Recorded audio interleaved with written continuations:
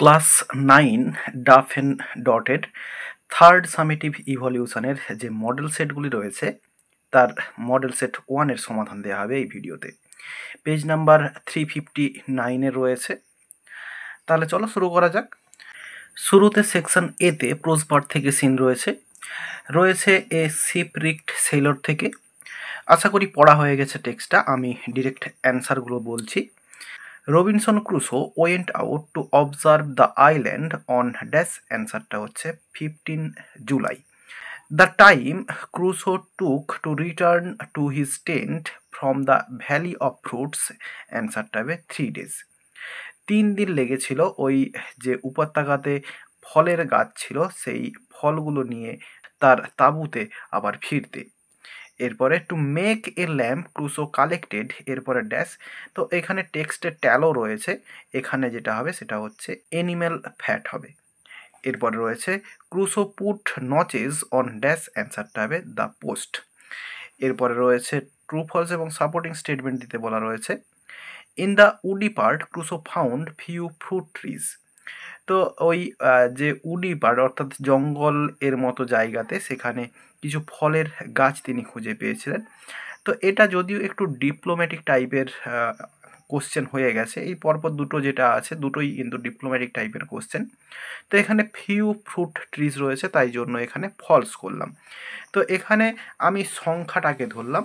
তো এখানে সাপোর্টিং স্টেটমেন্টটা দেখো, এখানে রয়েছে in a woody part I found melons in great abundance and grape trees. তো এখানে যে গাছের সংখ্যাটা সেটা অনুযায়ী আমি এখানে ফলস করলাম। এবং যদি এটাকে ধরা যায় যে কয়েকটা মাত্র ফলের গাছ ছিল, মানে কয়েকটা ফল, যেমন হচ্ছে গ্র্যাপ, মেলন আর হচ্ছে অরেঞ্জ, লেমন, এই যে সমস্ত এগুলো কিন্তু কয়েকটা ফলের গাছ। তো সেক্ষেত্রে এটাকে ট্রুও করা যেতে পারে। তো আমি ফলস করলাম, তোমাদের কি মনে হয় কমেন্ট বক্সে কমেন্ট করে জানাবে। এবং এরপরে রয়েছে Crusoe hoped that some passing boat on the sea would rescue him from the island. Crusoe আশা করেছিল কোনো বোট তাকে হয়তো উদ্ধার করবে এই দ্বীপ থেকে, এটা হচ্ছে ফলস হবে। তো এখানে এই বোট নয়, এখানে শিপের কথা বলা হয়েছে। এবং অ্যান্সারটা এইখানটাতে রয়েছে, দেখো এই যে some passing ship on the sea, আর পুরো লাইনটা হচ্ছে এই আই ডিড নট থেকে লেখা হবে। এরপরে রয়েছে আনসার দ্য ফলোয়িং কোশ্চেন্স রয়েছে। What did Crusoe find in the woody part. তো উডি পার্টে ক্রুসো কি খুঁজে পেয়েছিল, অ্যান্সারটা এখানে হবে দেখো এই যে ইন এ উডি পার্ট, এখানে আই রয়েছে, আয়ের জায়গায় ক্রুসো কথাটা লিখতে হবে। তাহলে in a woody part Crusoe found melons in great abundance and grape trees. এরপরে লিখলেও লেখা যেতে পারে the grapes were ripe and rich. এরপরে যেটা রয়েছে ফার্দার ইনটু দ্য ল্যান্ড, এরপরে এই যে আই রয়েছে এটাকে হি করতে হবে। He found a great number of Coca, orange and lemon trees, এতটা পর্যন্ত লেখা হবে। এরপর রয়েছে why did he not transfer his habitation to the valley of fruits. তো ফলযুক্ত যে ভ্যালি উপত্যকা সেখানে তার বাসস্থানটাকে পরিবর্তন করেনি কেন। তো আমরা লিখবো এই হি থেকে শুরু করব, হি এরপরে ডিড, হি এরপরে ডিড এরপরে নট। তাহলে he did not transfer his habitation to the valley of fruits, এরপরে বিকজ লিখব। এবং এরপরে এখান থেকে লেখা হবে এই যে বিকজ থেকে লিখে দেবো বিকজ আই স্টিল হোপ। তো এখানে আয়ের জায়গায় এখানে হি করতে হবে, he still hoped to be rescued by some passing ship on the sea, এতটা পর্যন্ত লিখে দিলে অ্যান্সার হয়ে যাবে। এরপর রয়েছে how did he make a lamp himself, কীভাবে নিজের জন্য সে একটা ল্যাম্প তৈরি করেছিল। তো অ্যান্সারটা এইখানটাতে রয়েছে এই আই থেকে হবে, আইটা হি করতে হবে, he collected a little tallow and a small clay dish to this. এরপরে আবার আই রয়েছে, এটাকে হি করতে হবে, অ্যাডেড এ উইক। এরপরে আই আবার এটাকে হি করব, had thus made himself a lamp. এরপরে পোয়েট্রি পার্ট থেকে সিন রয়েছে, এটি রয়েছে দ্য নর্থ শিপ থেকে। শুরুতে এমসিকিউ প্রশ্ন রয়েছে, the third sheep sailed to the dash, অ্যান্সারটা হবে নর্থ, তৃতীয় জাহাজ উত্তরের দিকে পাড়ি দিয়েছিল। The north sky was dash, অ্যান্সারটা হবে ডার্ক, ওখানে ব্ল্যাক রয়েছে কবিতাতে তো এখানে ডার্ক হবে। The ship reached for a long journey was dash. যেই শিপটা দীর্ঘযাত্রার জন্য তৈরি হয়েছিল সেটা হচ্ছে the third sheep. The star was spilling, এরপরে অ্যান্সারটা হবে ফায়ার। এরপরে বিয়ের দাগে কমপ্লিট দ্য ফলোয়িং সেন্টেন্সেস রয়েছে। তো এখানে প্রথমের যে কোশ্চেনটা রয়েছে দেয়ার ওয়াজ, এরপরে কিন্তু আমি অ্যান্সারটা পাইনি। তো কোশ্চেনটাতে কি বলতে চাইছে আমি সেটাও কিন্তু ক্লিয়ার নই, তাই জন্য অ্যান্সারটা আমি লিখলাম না। তোমরা যদি পেরে থাকো কমেন্ট বক্সে কমেন্ট করে জানাতে পারো। এরপর রয়েছে দুইয়ের দাগে the ships from both east and west, এরপরে ড্যাশ রয়েছে, অ্যান্সারটা হবে came back happily or unhappily. অ্যান্সারটা রয়েছে এই যে এখানে came back happily or unhappily. এরপরে রয়েছে the third ship continued its journey, এরপরে হবে into an unforgiving sea under a fire spilling star. অ্যান্সারটা রয়েছে এই যে ইনটু থেকে এতটা পর্যন্ত। এরপর রয়েছে over the proud unfruitful sea, অ্যান্সারটা হবে the northern sky rose high and black. এই অ্যান্সারটা রয়েছে ঠিক আগের পেজে, একেবারে লাস্ট লাইনটা দেখো ওখানে পেয়ে যাবে। এরপর একটি সুন্দর আনসিন রয়েছে, তো চলো আনসিনের মানেটা প্রথমে বলে দিই। Socrates the great Greek philosopher, মহান গ্রিক দার্শনিক Socrates tried hard to control himself, নিজেকে নিয়ন্ত্রণ করার জন্য কঠোর চেষ্টা করেছিলেন। And was resolved never to make a show of his temper, এবং কখনও তিনি রাগ প্রকাশ করবেন না, এর জন্য তিনি দৃঢ় প্রতিজ্ঞ হয়েছিলেন। হি বিলিভড দ্যাট, তিনি বিশ্বাস করতেন যে an angry man was more a beast than a human being, একজন রাগী মানুষ পশুর চেয়ে বেশি কিছু নয়।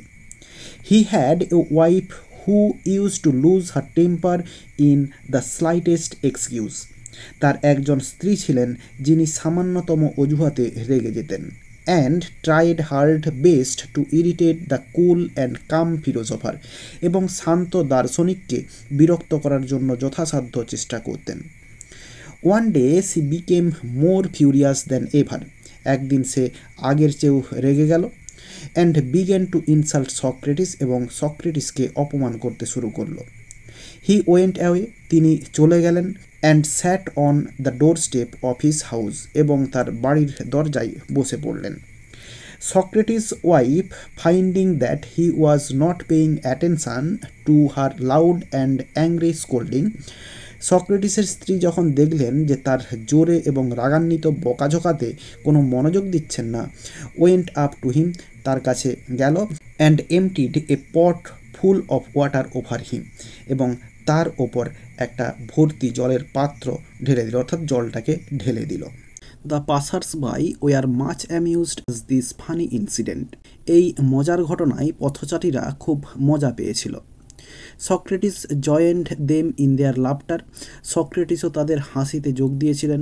অ্যান্ড কুইকলি রিমার্কড, এবং দ্রুত মন্তব্য করলেন, আফটার থন্ডার কামস রেন, বজ্রপাতের পর বৃষ্টি আসে।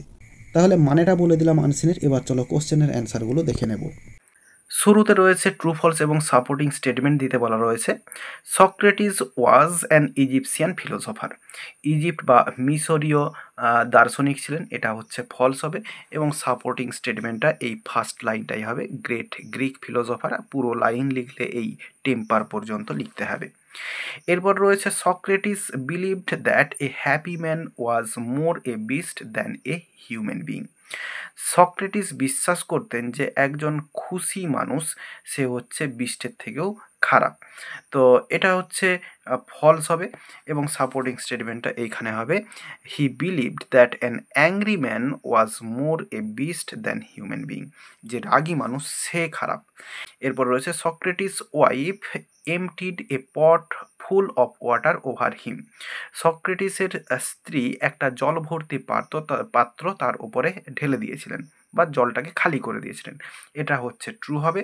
এবং সাপোর্টিং স্টেটমেন্টটাতে এখানে রয়েছে went up to him and emptied a pot full of water over him, আর পুরো লাইন লিখলে কিন্তু এই সক্রেটিস ওয়াইফ থেকে যা আছে পুরোটা লিখতে হবে এই হিম পর্যন্ত।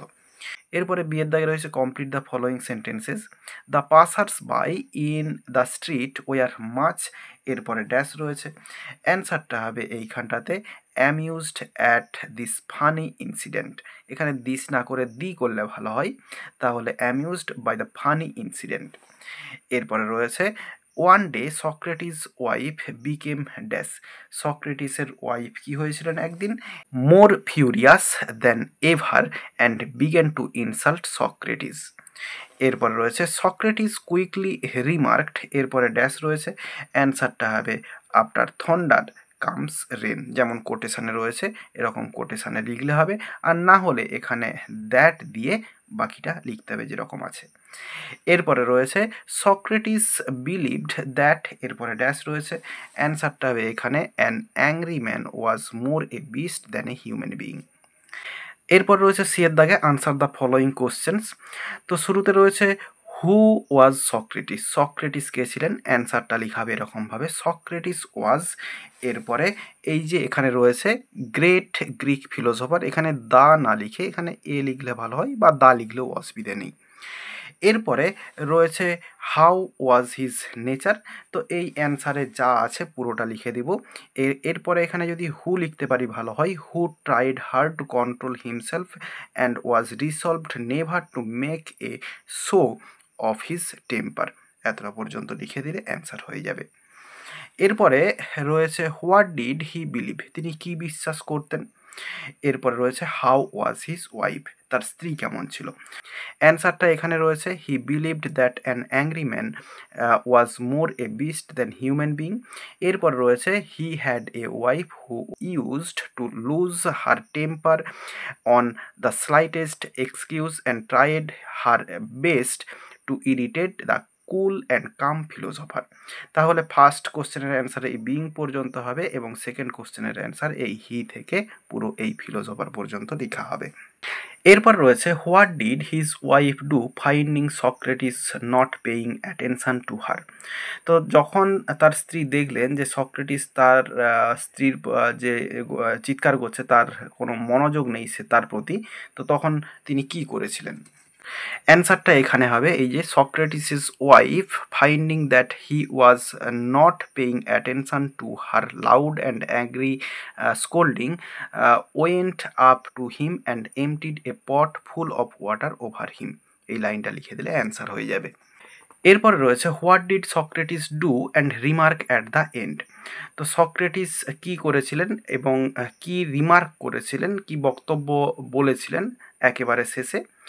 অ্যান্সারটা শুরু করবো এরকমভাবে, at the end Socrates joined the passers by, এরপরে লেখা হবে laughter and quickly remarked after thunder comes rain. যেরকম আছে পুরো লিখে দেবো, অ্যান্সার কমপ্লিট হয়ে যাবে। এরপরে সেকশন বিতে গ্রামার অ্যান্ড ভোকাবুলারি রয়েছে।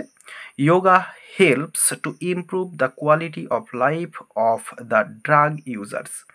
ইট has been said in a recent study which was conducted by the Delhi based AIIMS.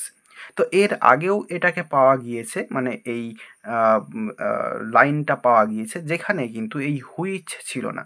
তো হুইচ না থাকলে এখানে কিন্তু ওয়াজটাও হবে না, study conducted by the Delhi based AIIMS এইটুকু হবে।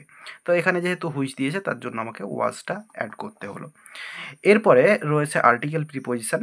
ইন্ডিয়া ডিফিটেড পাকিস্তান, এরপরে হবে বাই 6 উইকেটস, এরপরে in a low scoring match, এরপরে in the Eden Gardens Kolkata yesterday. এরপরে রয়েছে ফ্রেজাল ভার্ব। শুরুতে রয়েছে the match was abandoned due to heavy rain.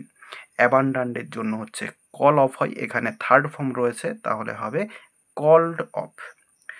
এরপরে রয়েছে রিড দ্য ইনস্ট্রাকশনস কেয়ারফুলি, রিডের জন্য হয় গো থ্রু, তো এখানে গো থ্রু অ্যান্সার হবে গো থ্রু।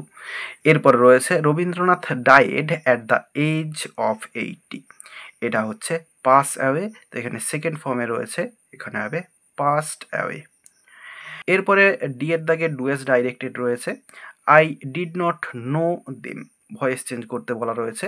সিম্পল পাস্ট টেন্সে রয়েছে অবজেক্ট দেম, সেটা শুরুতে আসবে, দে হবে। এরপরে ওয়ার বসবে বি ভার্ব, সিম্পল পাস্ট টেন্সে রয়েছে যেহেতু। এরপরে নেগেটিভ ওয়ার্ড নটটা বসে যাবে, নট, এরপরে ভার্বের থার্ড ফর্ম নুন, KNOWN। এরপরে টু দিয়ে মি, এখানে কিন্তু বাই হবে না, টু হবে preposition. Ranjan said to me I had a bad dream last night, এটা ন্যারেশন চেঞ্জ করতে বলা রয়েছে।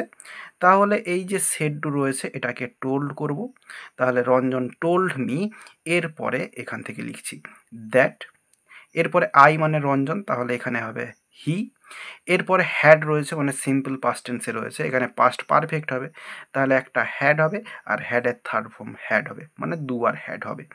এরপরে যা আছে a bad dream, a bad dream, এরপরে যে লাস্ট নাইট রয়েছে এটা হচ্ছে দ্য প্রিভিয়াস নাইট হবে, PREVIOUS নাইট। তাহলে অ্যান্সারটা হলো Ranjan told me that he had a bad dream the previous night. I lent you an umbrella, will you return it, এটা হচ্ছে রিলেটিভ ক্লজ করতে হবে। তাহলে রিলেটিভ ক্লজে জয়েন করলে এখানে আমরা শুরু করব এই উইল থেকে, উইল ইউ রিটার্ন, এই ইটটা লিখবো না, আমরা লিখবো অ্যান দ্য আমব্রেলা, এখানে লিখবো দ্য আমব্রেলা, UMBRELLA। তাহলে will you return the umbrella, এরপরে which I lent you, I lent you, এবং শেষে জিজ্ঞাসা চিহ্ন হবে। তাহলে অ্যান্সারটা হচ্ছে will you return the umbrella which I lent you. এরপরে ভোকাবুলারি রয়েছে, এগুলোর মানে আনসিন থেকে খুঁজে বের করতে হবে। প্রথমে রয়েছে সোফিস্ট অর থিওরিস্ট, এটার জন্য ফিলোসোফার রয়েছে। এরপরে রয়েছে ইনফিউরিয়েট, এটার জন্য রয়েছে ইরিটেট, আর কমিক্যাল এটা রয়েছে ফানি।